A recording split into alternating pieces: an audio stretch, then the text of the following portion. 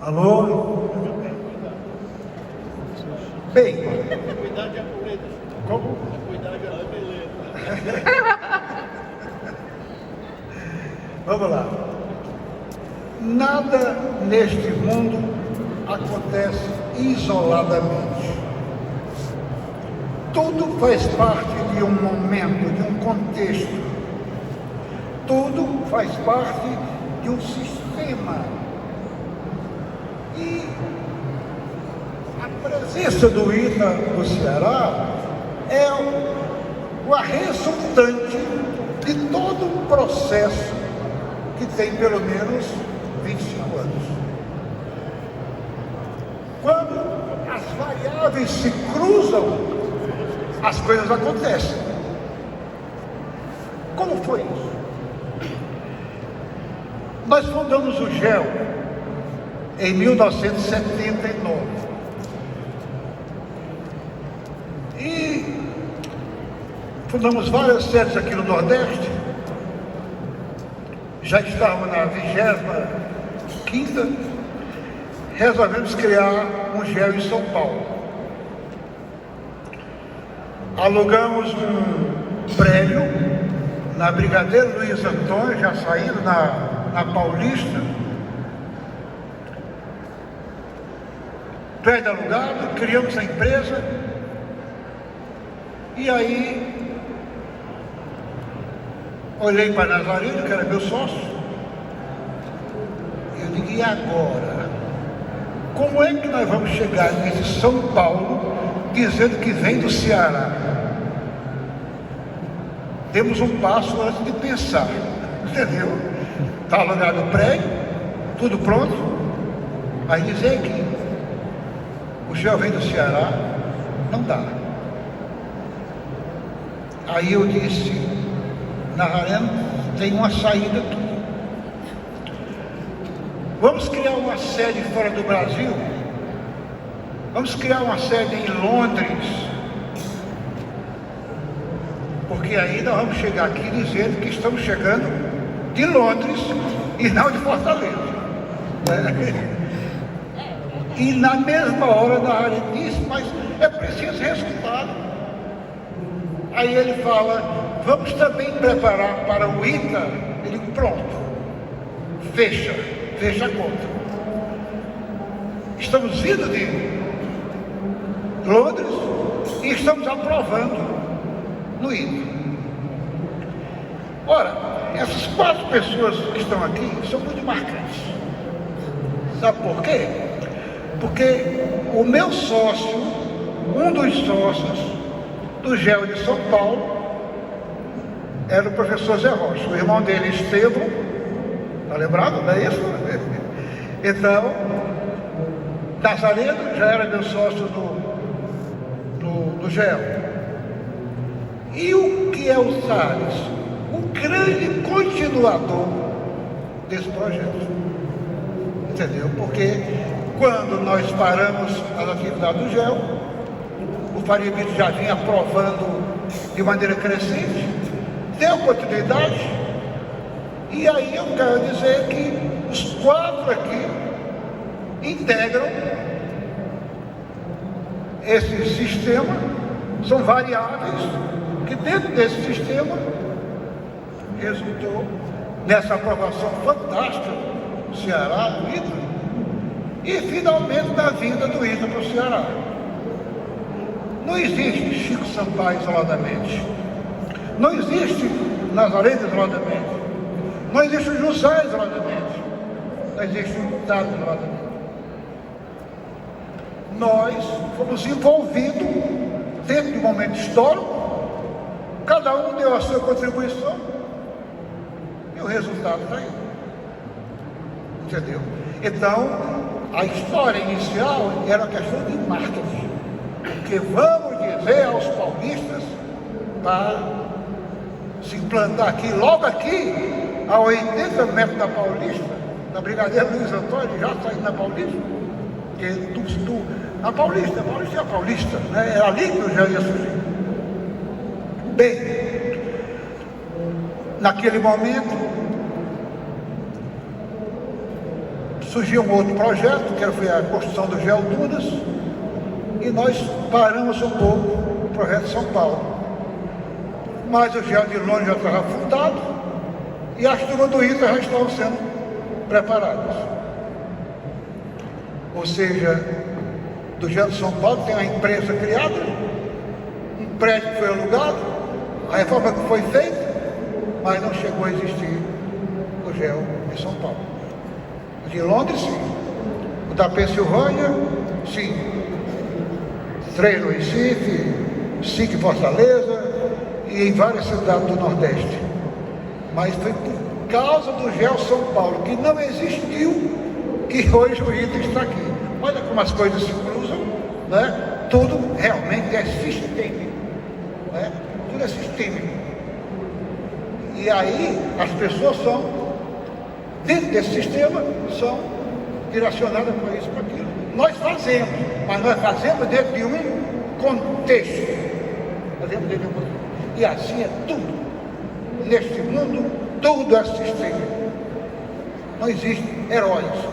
Existem momentos que criam heróis. Entendeu? Não existe o herói que nasceu. Existem momentos que favorecem o surgimento de pessoas marcantes. Então nós temos que baixar a cabeça para o processo histórico. Isso sim. E também para o meio geográfico. Na minha visão, geografia e história andam juntas. A geografia é a base, é o chão, é o espaço. A história é o momento que vai se realizando em cima desse espaço. Daí o resto. O que é literatura, o que é arte? Manifestações da alma humana realizadas num certo momento, quer dizer, história, e em cima de um espaço, geografia. Tá bom? Muito bem. Pessoal, como o professor falou, esse trabalho há 25 anos que é feito, né, preparando pessoas para o ITA. Isso não se deve, vamos dizer, a esse grupo, se deve ao trabalho de todos os educadores do Ceará, certo? Desde o infantil até o que chega a preparação para o ITA. E eu gostaria, Nazareno, que logo depois o Zé Rocha. Não, Nazareno, eu vou perguntar para você, porque vocês eram sócios. Por que vocês foram a São Paulo? Foi preconceito por não acreditar no Ceará? Vocês mudaram essa sede de São Paulo? Muito bem. O Viktor Frankl, grande médico, psicoterapeuta, fundou a terceira escola de psiquiatria de Viena, escreve um livro incrível chamado Em Busca de Sentido. Nesse livro, Viktor Frankl diz que quem tem o porquê sempre encontra um como. O infante Dom Henrique, lá no sul de Portugal, cria a escola de Sagres. A escola de Sagres tinha o objetivo de formar navegadores lá no Algarve. Mas Dom Henrique tinha um sonho. Dom Henrique queria conquistar o mundo, queria criar um novo caminho para as Índias. Dom Henrique tinha um sonho, mas tinha muitos desafios. Muitos desafios. Tinha o Cabo Bojador na costa do Marrocos, com aquelas pedras pontiagudas e as tempestades que empurravam os navios em direção àquelas tempestades. Fernando Pessoa traduz esse épico português assim: ó mar salgado, quanto do teu sal são lágrimas de Portugal. Por te cruzarmos, quantas mães choraram, quantos filhos em vão rezaram. Quantas noivas ficaram por casar para que fosses nosso, amar? Valeu a pena? Tudo vale a pena se a alma não é pequena. Quem quer passar além do bojador, tem que passar além da dor. Portugal sonhava conquistar o mundo. Dom Henrique sonhava conquistar o mundo. Assim como também Michelangelo passou 15 anos pintando a Capela Sistina, e não foi por dinheiro. Michelangelo pintou a Capela Sistina com aquela tinta caindo nos seus olhos, com dores insuportáveis nas costas, porque Michelangelo tinha um sonho. Michelangelo queria se imortalizar. Leduivo, o grande poeta, diz, um haikai, que o que sobra é obra, o resto só sobra. Obra de Michelangelo, obra do infante Dom Henrique. Obama, com pouca idade, aos 10 anos de idade, olha para sua mãe, sua avó e diz: você é presidente dos Estados Unidos da América. Obama tinha um sonho, muito jovem. A sua mãe e a sua avó abraçaram o sonho de Obama. Disseram sim, você vai sim, mas tem que se preparar. Obama foi fazer ciência política em Colômbia. Obama foi fazer direito em Harvard. E quando a vida pediu, Obama estava preparado. Nós, aqui no Ceará, tínhamos uma marca. A marca da fome, a marca da seca, a marca da miséria. E nós começamos a sonhar juntos. O Ceará, referência da educação. E como disse o poeta, sonho que se sonha só, é só um sonho que se sonha só. Sonho que se sonha junto, se torna realidade. Nós fomos a São Paulo, fomos ao Rio, e quando um dia lá em São Paulo e no Rio, tínhamos o sonho de montar um preparatório para o ITA aqui em Fortaleza, no Rio de Janeiro, lá na Tijuca, perto do Maracanã, no colégio que mais aprovava em escolas militares, o que nós ouvimos foi: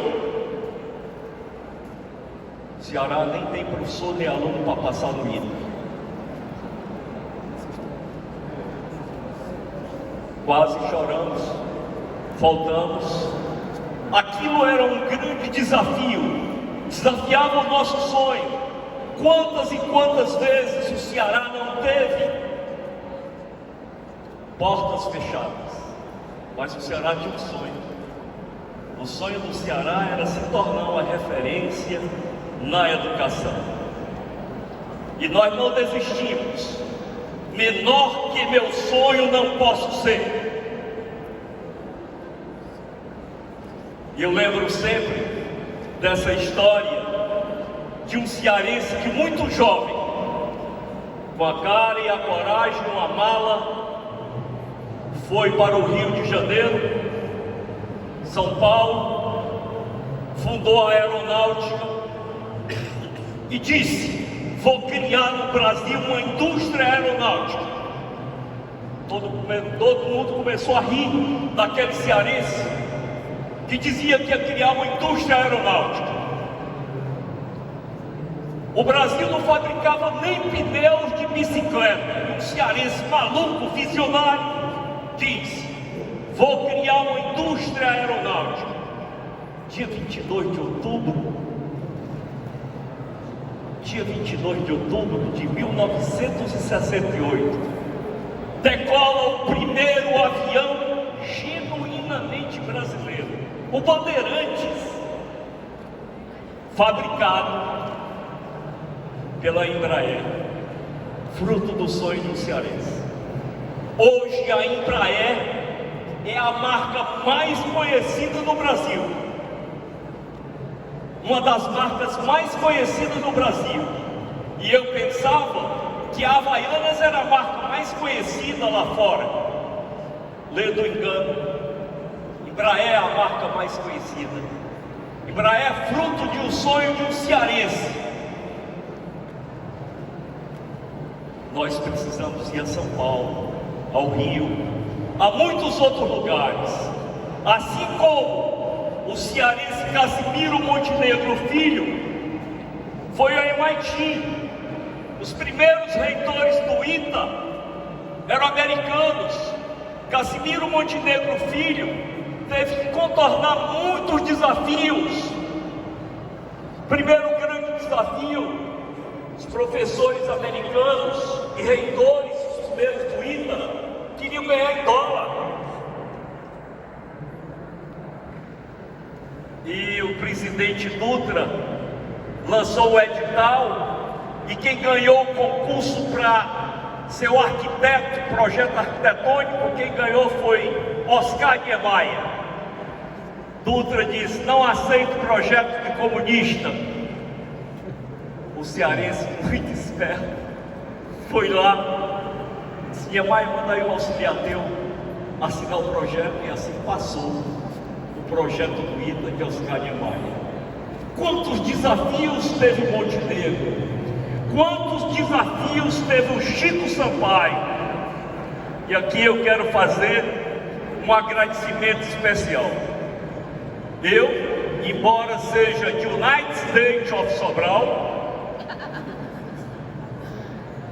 terra que o pessoal não tem autoestima elevada de jeito nenhum, esse aqui foi uma pessoa que resgatou muito a minha autoestima, que sempre me dizia que eu podia e iria realizar. Agradeço a você, Chico, demais, demais, demais. Eu não teria chegado aonde cheguei, não fora você sempre me dizendo que eu podia chegar aonde quer que eu quisesse. Muito obrigado, amigo. Somos assim cearenses, e esse estado deve muito a esse visionário. A esse visionário que a gente tinha essa ideia de mudar a educação, criando um preparatório para o ITA aqui, e ele foi um dos primeiros a apoiar, mesmo sendo da área de humanas, escritor e autor de várias editoras, assim como o Enio também, nosso companheiro lá no Antares hoje, um dos autores que mais vende livro de matemática. O Ceará também deve muito a José Lima Carvalho Rocha, que tem feito um trabalho forte, e a Thales de Sá Cavalcante também, lá fora, nos apelidaram aqui no Ceará da faixa de Gaza. Faixa de Gaza, vocês sabem que tem um conflito Israel-Palestina. É claro que todos nós crescemos porque nós tínhamos sonhos. E não adianta só ter sonhos, a gente tem que ter sonhos e correr atrás. O sonho, o barco do sonho é feito de dois remos: o remo do querer, do desejo, e o remo da ação, do correr atrás. Esses todos aqui, nós precisamos muitas vezes ir ao Sudeste, a outros cantos e ao mundo, para fazer benchmark, trazer e adaptar para a nossa realidade. Mas nós temos algo aqui que poucos têm: essa capacidade incrível de sonhar e realizar. Assim como teve também Michelangelo, assim como teve também Obama, assim como teve o infante Dom Henrique, com a escola de Sagres, no sul de Portugal. Tenho orgulho de ser cearense, o judeu brasileiro. esse filho da diáspora, que no país inteiro hoje não é mais conhecido como o cearense da seca do 15, mas o Ceará da marca da educação, mas em todas as esferas das escolas públicas e privadas. Eu tenho orgulho de ter colocado uma gotinha no oceano dessa educação aqui do Ceará. E eu agradeço demais estar aqui. Eu que comecei como um professor de Química lá no Farias Brito, ao lado lá do meu amigo Thales, que me deu o espaço e me deu um dos maiores presentes que eu tenho na minha vida. Fui professor de Química lá no Farias Brito, e lá conheci a minha esposa, sem a qual eu não teria chegado aonde cheguei. Ela foi minha aluna de Química, mas não pensem que o professor deu em cima da aluna, nem a aluna deu em cima do professor, foi a Química. Essa química do professor tá forte, viu?